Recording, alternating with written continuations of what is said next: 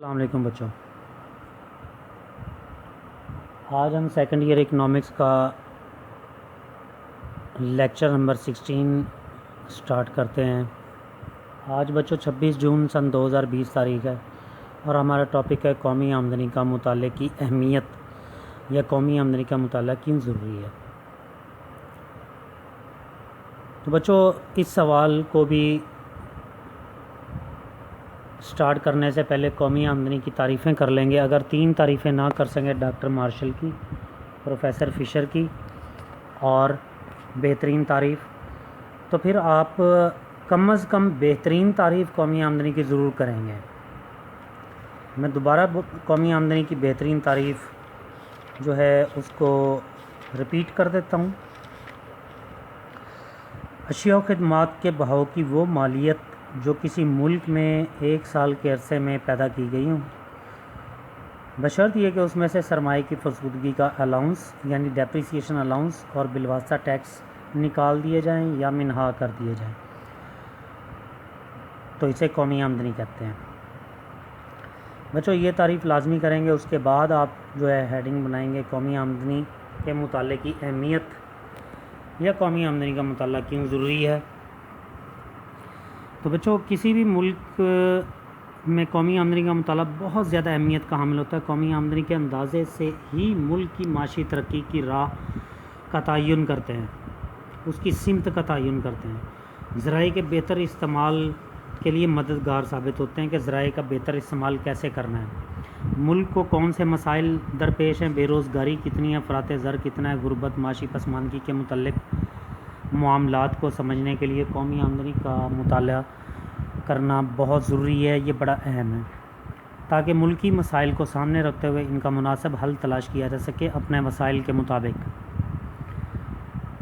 بچوں قومی آمدنی کا مطالعہ کیوں ضروری ہے، یہ اس کی اہمیت کیا ہے، اس کا اندازہ درج ذیل امور سے لگایا جا سکتا ہے۔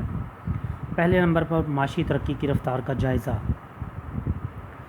تو کسی بھی ملک کی معاشی ترقی کی رفتار کا اندازہ اس ملک کی قومی آمدنی سے لگایا جاتا ہے، کیونکہ ہر سال جب قومی آمدنی نکالی جاتی ہے ملک کی تو ہمیں پتہ چلتا ہے کہ قومی آمدنی میں ہر سال کس شرح سے اضافہ ہو رہا ہے، ملک کی معاشی ترقی کی رفتار تیز ہے، کم ہے یا نہیں ہو رہی یا پستی کی طرف جا رہی ہے۔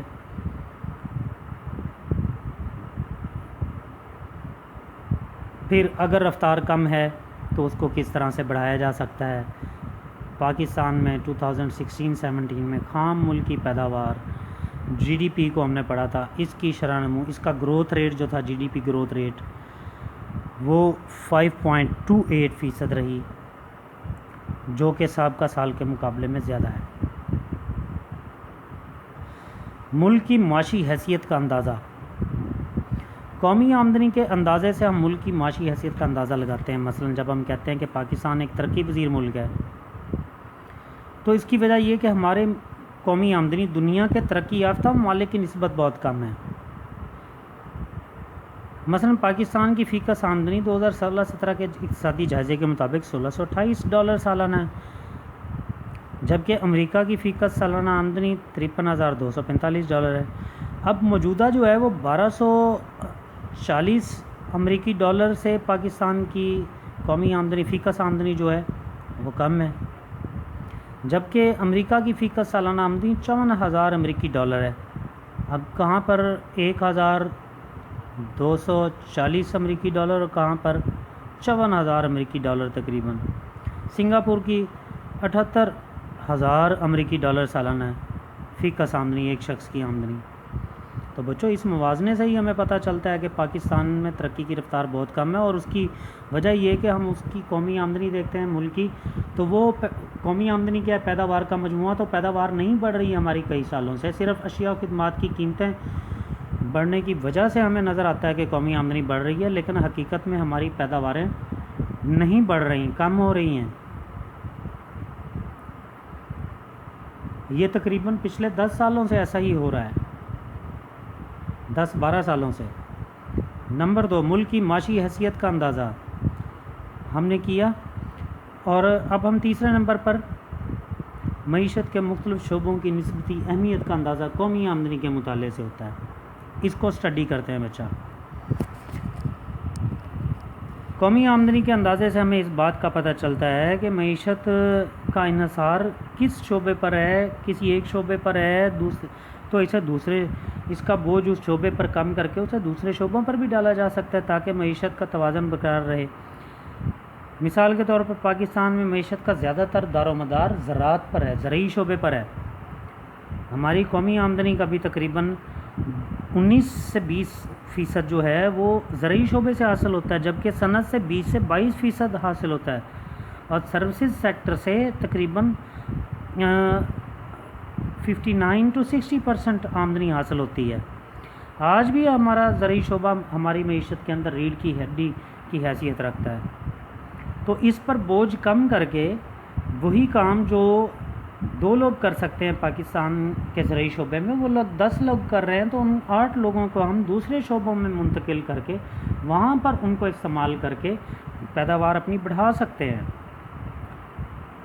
تو قومی آمدنی کے مطالعے سے ہی یہ چیز ہمیں پتہ چلتی ہے کہ کسی بھی ملک کی معیشت کے اندر کس شعبے کی کتنی اہمیت ہے، زرعی شعبے کی کتنی اہمیت ہے، صنعتی شعبے کی اہمیت کتنی، معدنی شعبے کی اہمیت کتنی ہے، سروسز یعنی خدمات سر انجام دینے والے افراد اور اداروں کی پر کتنی ہے۔ تو بچوں یہ 3 پوائنٹ کے بعد چوتھا پوائنٹ آج ہم اسٹڈی کرتے ہیں، ذرائع معاش کے متعلق معلومات ملتی ہیں۔ قومی آمدنی کے تخمینوں سے ہی اس بات کا پتہ چلایا جاتا ہے کہ ملک میں لوگوں کا ذریعہ معاش کیا ہے، یعنی وہ کس شعبے سے کما رہے ہیں اور کس درجے پر کما رہے ہیں۔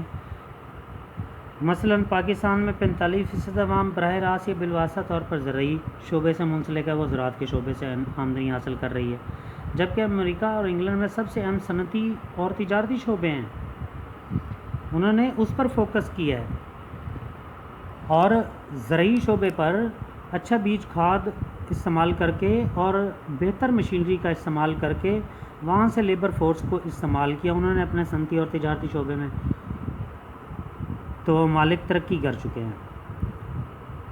بچوں 5واں پوائنٹ ہم اسٹڈی کریں گے، صرف بچت اور سرمایہ کاری کا اندازہ قومی آمدنی کے مطالعے سے ہوتا ہے۔